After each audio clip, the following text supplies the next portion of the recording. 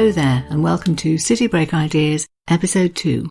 Bienvenue, willkommen, bienvenidos. I hope your lockdown continues well. Perhaps you even live in one of those countries which are loosening up things a little bit this week. Not true in the UK yet, I'm afraid. In fact, in our wisdom, we've just decided that if you come to visit us, fly in from a foreign airport or come from a foreign port, then you are going to have to go into quarantine for 14 days. What a holiday that'll be. And all of this while we watch on TV the news that, for example, the cathedral in Florence has just opened today to visitors, and that in Paris you can go to the parks again. We can only hope that our politicians are going to see sense and get a little braver very soon. Anyway, City Breaks is continuing its COVID plan. This is week 4 of 12.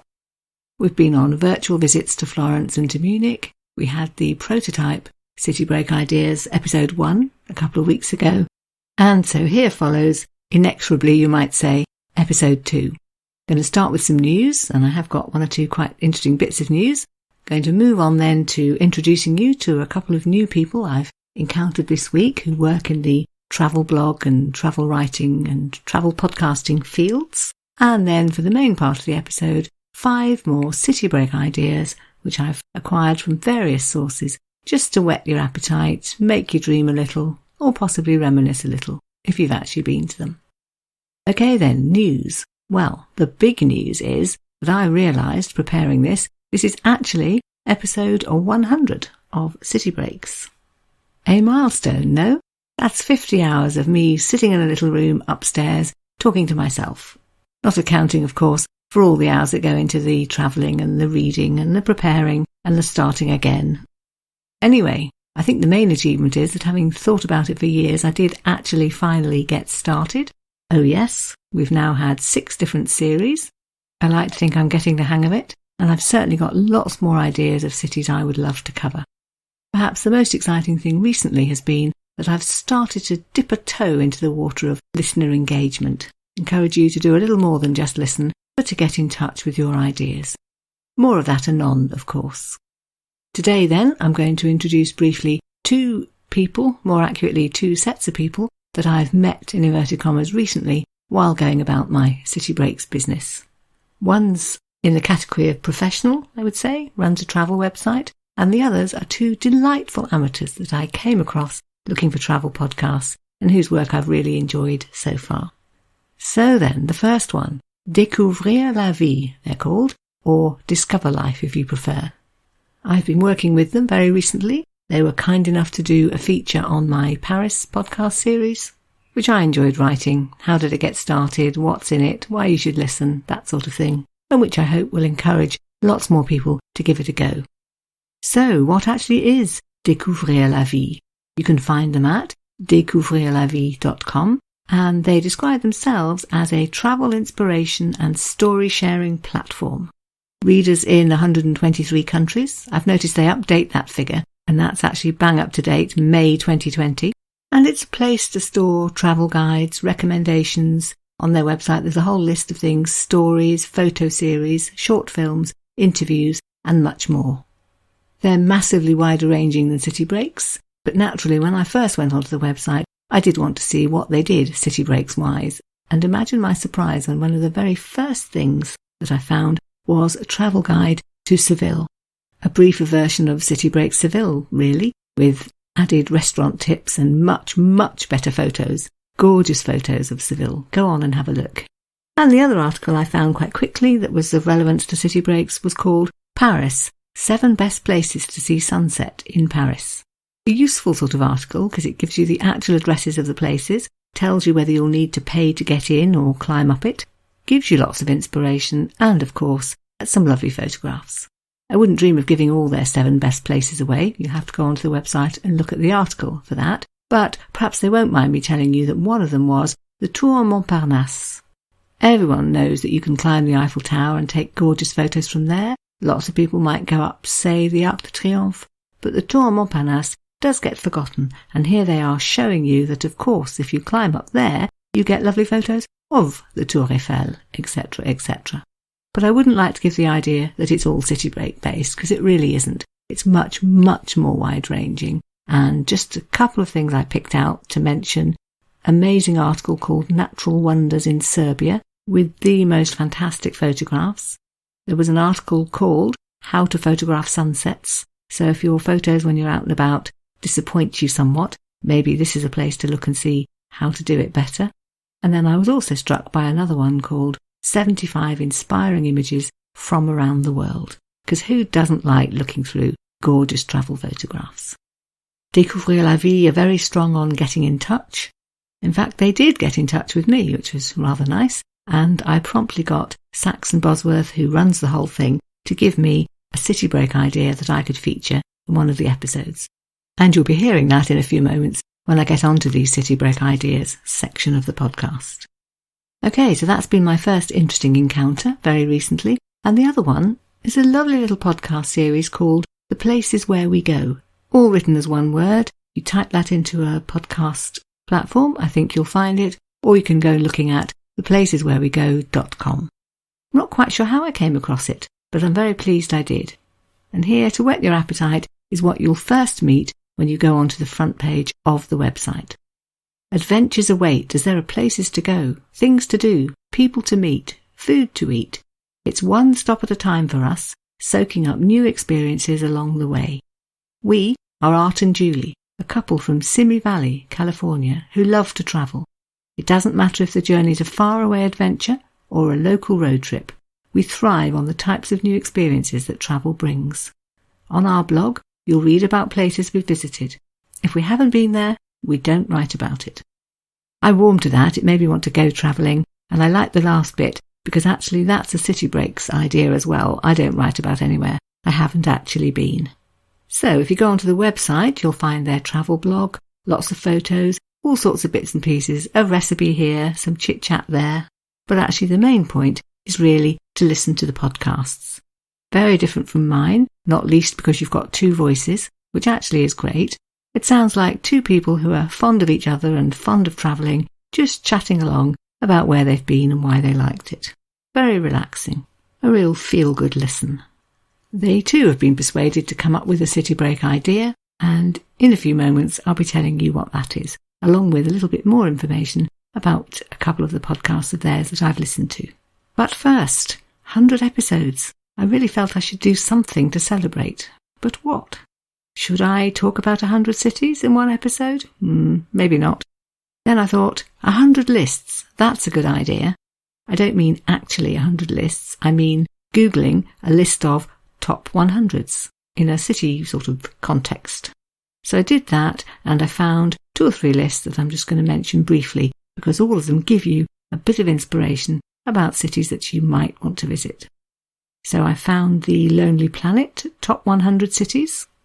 The list was on the web, but it comes from a book called A Journey Through the Best Cities in the World, which was published in 2009. Surely a must-have for anybody who likes city hopping. And the description on the site I looked at said that it takes you, quote, from Paris to Dakar, chronicling the 100 most dynamic, beautiful, thriving, fast-paced and all-round fascinating cities for travellers to see at least once in their lifetimes. So, of course, now you want to know which ones they rated. OK then, the top 5 were Paris, New York, Sydney, Barcelona and London. I know 4 of the 5, to some extent at least, and so of course that left me thinking, Sydney, I must go there if it's really as lovely as those other 4 places, and worthy of 3rd place on the top 100 in the Lonely Planet list, no less. Then put that on the to-do list. Might take a while, I think. Sounds a long way away and expensive to get there. But you can dream, can't you? Of course, also, I was interested to know where my, in inverted commas, cities are on this list, if they're there at all. And in fact, of the 6 cities that I've covered so far, 5 do indeed feature in the top 100. Paris, as I've mentioned, was number 1, and the next one down was Florence, mentioned at number 27, followed by Munich, 37. I was pleased to see that, because I know that Munich gets forgotten in some people's lists of best cities, and that's really a travesty. Seville came in at number 44, St. Petersburg at 57, another city that I think people forget or perhaps don't quite have the nerve to go to, thinking that it might be scary in some way, whereas you really, really should go. And if you're wondering why, have another listen to some of these St. Petersburg episodes. So then, the only one of the 6 cities that I've covered so far that's missing is Toulouse. And all I can say to that is, that's your loss, Lonely Planet. I think you should send one of your writers back to Toulouse to perhaps sip a cocktail at sunset on the Place du Capitole and rethink and insert Toulouse somewhere. I don't know if you're a list browser, but I certainly am. And of course, I was instantly struck by good ideas for future city breaks. I think of all the 100 cities on the list, some of the most enticing were Istanbul, very dreamy photo of that staring out at me from the screen. Then there was Berlin, which is sort of on my list, but keeps getting knocked off the spot for the next episode by something else. But yes, I must do Berlin. And I was very taken by a photograph of Krakow. I've long had it in mind to do Prague. I'm quite keen to do another East European city quite soon, and Prague's the one that comes to mind, but actually looking at the photos of Krakow, that's going to be a difficult decision, to which perhaps in the end the only solution will be, why not do both? I found a different list altogether of the world's largest cities, the top 100. I think there are different ways of measuring largest cities, and this one was doing it according to the metropolitan district that's actually the city itself and not the outskirts. And on that measurement, Shanghai came first, followed by Beijing and Karachi. If I'm honest, I hadn't thought of doing any of those 3 very soon. I think I might be a bit more of a Europe girl, really, although, as I've said, Sydney's on the list now. But that's as much for cost reasons as anything else. So I had a look, what else was there on the world's largest city lists that I thought would make a good city break? And immediately off the list leapt up Moscow. 13 million inhabitants, apparently. Place number 7 on the world's largest cities list, although I wouldn't actually have guessed that. But anyway, yep, Moscow, put that there. And London, lovely London. 27th place, nearly 9 million inhabitants. Absolutely, definitely, always on my list. And actually, might get to that quite soon, because if travel abroad really is going to be difficult, maybe I'll be able to get to London and back enough times to sharpen up my research and fill in a few gaps, and do that quite soon. Speaking of non-European cities, Tokyo, number 6 on the list, and actually one I have visited, and yes, definitely a good idea. And then, dreamily, the faraway look comes into my eyes immediately as I see that lovely word, Casablanca. I don't think I know anything about Casablanca, except that I've always wanted to go. A third version of the 100 cities I might just mention briefly is one called bestcities.org/rankings/worlds-best-cities. A bit of a mouthful of a title, but worth a look because it had the most gorgeous photographs, not actually of every city featured, but the photos they had were just stunning. I think this list was some kind of financial thing, and the top 3 were London, New York and Paris. And then just lastly, to mention a book that I came across while I was Googling, and that's called 100 Cities of the World by Falco Brenner. Does, from what I saw, exactly what it says on the cover. I had a quick look at the reviews. Somebody said, oh yes, it takes you everywhere you'd ever want to go, from, quote, Montreal to Montevideo, Quito to Kansas City, Windhoek to Wellington. And then, possibly slightly worryingly, a different reviewer said, this is a great book with beautiful pictures from around the world and just makes you want to visit all of them. I can hear my husband in the background sighing, oh my goodness, that sounds like an expensive book. Actually, just to be clear, I don't think the book itself was particularly expensive, but it did look very readable. Anyway, so much for my small 100 celebrations. Onward and upwards, and let's hope that before too long we're celebrating 200 episodes. So, city break ideas. The first one comes from Saxon Bosworth, who runs the Découvrir la Vie website, and I was interested to know what he would pick because he does sound like a man who's done plenty of travelling. So where would he choose? He went on to the blog on the website and wrote the following. Last year I had the good fortune of visiting Malta, undoubtedly a beautiful place with lots to see and do, and I found the historical side really interesting. Different inhabitants over the centuries, the role the Maltese islands played during various wars, and the story of the Great Siege, which I was told by a local. Definitely somewhere for history buffs then. Not, if we're strictly speaking honest, a city. So I've narrowed it down a bit. Let's make our city break idea Valletta, the capital of Malta, of course. A World Heritage Site, exotically located between Sicily and the North African coast, and yes, crammed with history. one of those Google frequently asked questions about what is there to do in Valletta generated the answer. It has, quote, much more history than Vegas or New York. So there you go. There have been Romans, there have been the French and the British, but the biggest role seems to have been played by the Knights of St. John of Jerusalem, whose Grand Master Jean de la Valette commissioned the magnificent fortress in the 16th century. I had a quick look at what there would be to do in Valletta. Lovely grand harbour, ancient fortifications, St. John's Cathedral.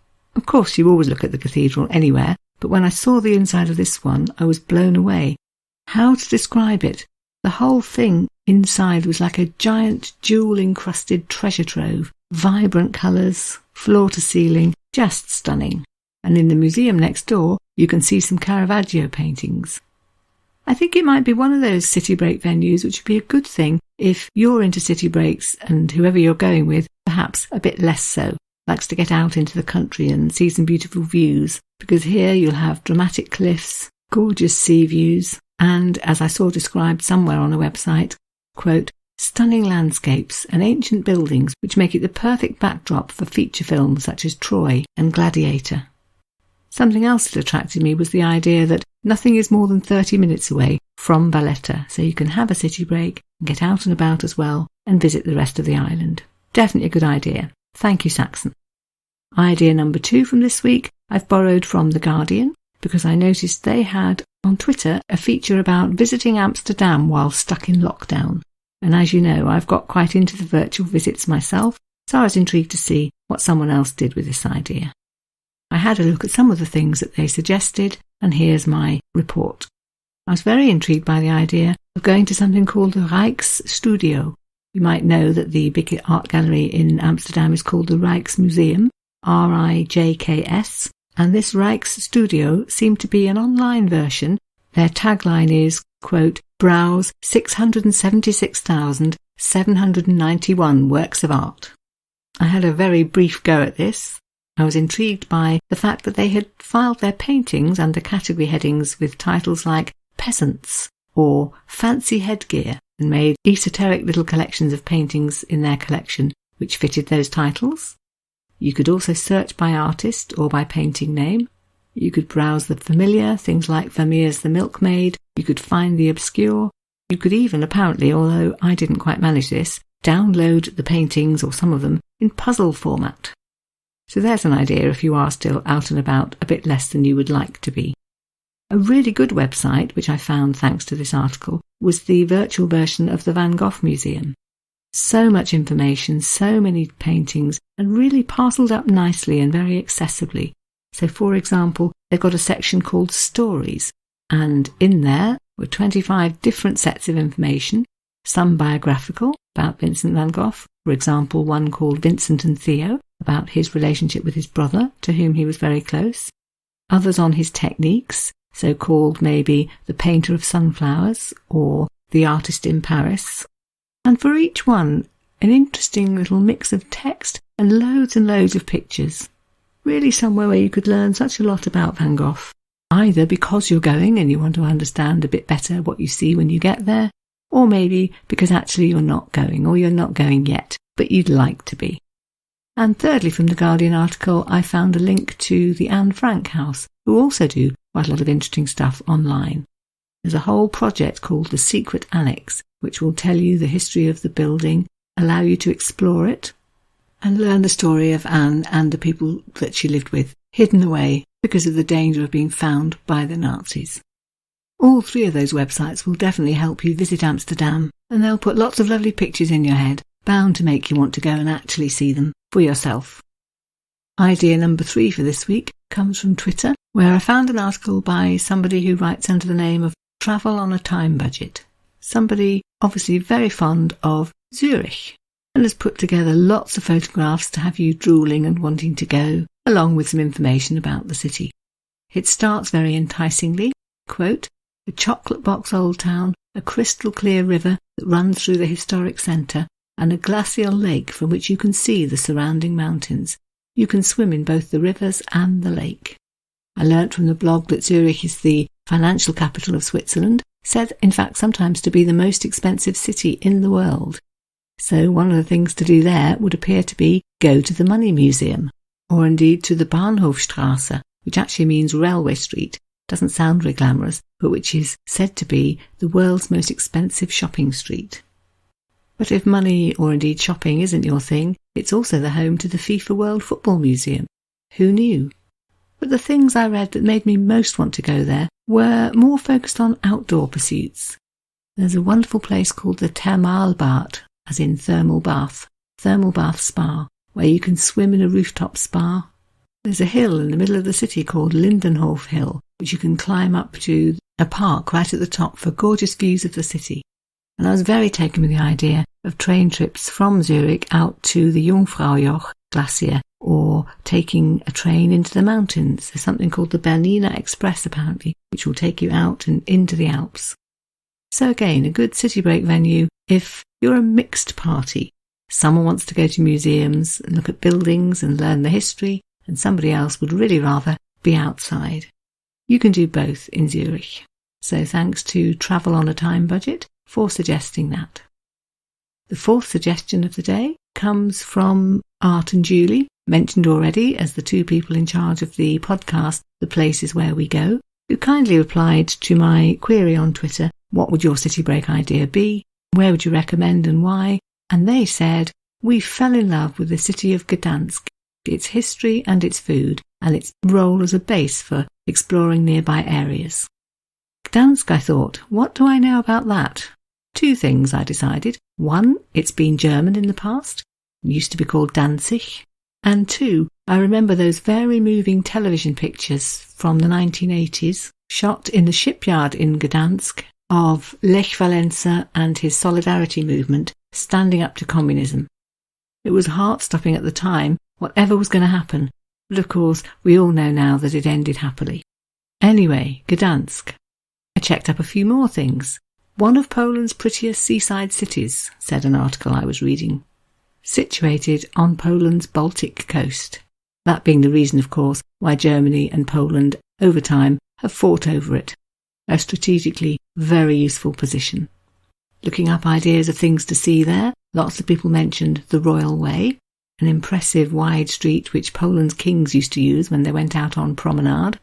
Wanted to be seen by all and sundry and make an impression. A lot of people mentioned World War II memorabilia. There's a museum in Gdansk itself about World War II, and you can take a trip out to something called the Westerplatte Peninsula, which is described as being, quote, a huge outdoor museum and memorial on World War II, situated right at the spot where the Germans first launched their attacks in 1939. So again, by the sound of it, a city for history buffs. I think maybe quite a few City Break listeners might be interested in history. And then, as I researched a little further, one of my two facts, which I mentioned a minute ago, came good, because the other thing to visit in Gdansk is something called the European Solidarity Centre, a memorial and a museum to that famous time when what seemed like an unlikely little trade union did indeed succeed in their quest to gain their freedom. The centre's own website promises that, quote, you'll get to know the key characters, find out about Solidarity's core philosophy and the role of the church in the movement, and also how it quickly spread to other Soviet satellite states. So, yes, thank you, Art, thank you, Julie. I hadn't thought of Gdansk, but now I'm intrigued. I was also quite intrigued to learn that it's a city very much based on amber, so you might be interested to know that you can visit the Amber Museum there, right in the city centre. What about the food, I wondered? Nothing I read said anything much about that, so I googled Polish food and found the following quite baffling sentence. The most recommendable dishes are bigos, kotlet schabowy, pierogi and golubki. I do apologise if you know any Polish and I'm murdering those words, but I think it's fair to say that most people who don't speak Polish will be quite baffled by that list. Although I do wonder if that word kotlet in the middle just means cutlet? ? Do write in if you know. The website continued. Poles boast that their two basic products are bread and sausages. The most typical ingredients in Polish cuisine are sauerkraut, beetroot, gherkins, sour cream, kohlrabi, mushrooms, sausages, and smoked sausage. And they were quick to point out that actually it's the spices and herbs that make it particularly Polish in flavour, Think marjoram, dill, parsley. And this article ended with a recommendation that you might wash it all down with a shot of vodka. So there you go, Gdansk. And then the last idea for today also comes from the places where we go, because in addition to asking them for their suggestion, I had to listen to a couple of their episodes because I noticed they'd been to Bath here in the UK. And actually there were 3 episodes on Bath for your delectation. And I was intrigued by the idea that people had come all the way from California to see Bath. Not because it isn't lovely, it certainly is. But when you think how many places there are to see in Europe, it's still quite intriguing that that's what they picked. Of course they went to lots of other places in the area too, but it was Bath that interested me, not least because actually Bath is going to be the next proper City Break series. Research is underway. I was halfway through the visiting. In fact, I live only an hour's drive away from Bath, so instead of going to stay, like I normally do when I'm researching a city break, I've just been going for the day here and there. And I'd done some of the visits. As I said at the beginning, in common with Art and Julie on the places where we go, I don't write about anywhere I haven't been. And even though I've been to some of these places before, I wanted to go and see what they're like now and make sure my research is really up to date. Anyway, all of that's on hold, as you can imagine, but just as soon as we can get going, I shall be doing that, and there'll be, I estimate, 10, 11, maybe 12 episodes on Bath to come. So how intriguing then to find that somebody else has got there first and done some podcasts on Bath. I had to listen, and it was a lovely listen, so I recommend you have a go. The places where we go is what you need to type into your podcast provider. Okay, so they've done 2 episodes on the city itself, and they're running through their top 10. And quite a lot of the first episode was devoted to number 1 on the list, of course, the Roman baths. I hope I'm not insulting anyone when I say that we all know that when Americans come to Britain, they're often very, very taken with just how old some of the stuff we've got here is. And sure enough, Art and Julie really enjoyed seeing something that was built in Roman times and looking at the sculptures and the statues in the museum, which, as they pointed out, were so well preserved. They were quite brave. They went next door to the pump room and drank some spa water, not something every Brit would do. I don't think they were that keen, and they did comment that they'd found it rather smelly and I think possibly had to hold their nose before actually doing it. But when they read that there are no fewer than 43 minerals in this water, that kind of explained why it might taste a little strange. Later on in the podcast, I think it was in the 2nd episode, they talked about the walking tour that they went on, and that was a good way of introducing some of the other top sites in the city of Bath, which they visited. So the assembly rooms, for example, where they enjoyed looking at the huge ballroom, thinking of Jane Austen and her characters, enjoying very pleasant evenings in those lovely surroundings. The walk took them along the Royal Crescent as well, definitely one of the absolute must-sees in Bath. If you don't know anything about it, think gorgeous Georgian terrace of, I'm not sure how many, I think 36 buildings maybe, in a curved crescent with a glorious park in front of them. Exactly the sort of place where you might film some Jane Austen movie. They went further, they crossed Pulteney Bridge, one of those very unusual little bridges with shops on both sides along the actual bridge, think Ponte Vecchio in Florence, and went to Great Pulteney Street, another expanse of gorgeous Georgian architecture, of the sort that they do best in Bath. So all of that is a great city break recommendation for anybody. Thank you, Julie, and thank you, Art. But also a nice little taster for the idea that as soon as things get back to normal, City Breaks Bath will start turning up on your podcast feed. We're not quite there yet. The COVID plan continues. So next week I'm going to do another virtual visit, this time to St. Petersburg. Do a rundown of lots of things that you can do virtually to get a flavour of St. Petersburg and hopefully give people who haven't been there yet a little nudge in the direction of, wouldn't that be a good idea? And then the week after that, we'll be back to City Break Ideas. And for that, yes please, I do need your ideas. Can you suggest somewhere that you've been or somewhere that you'd like to go? Name it, that's a great start. But actually even better is if you can say why. What is it that you particularly enjoyed doing there? Or why is it that you especially want to go to that place? Is it a particular building? Is it something you've read in the history books? You want to see where that happened? Is it art? Is it food? What is it? That would be great to know. There are 3 ways to get in touch, so let me just end today's episode by reminding you what they are. You can leave a comment on our blog.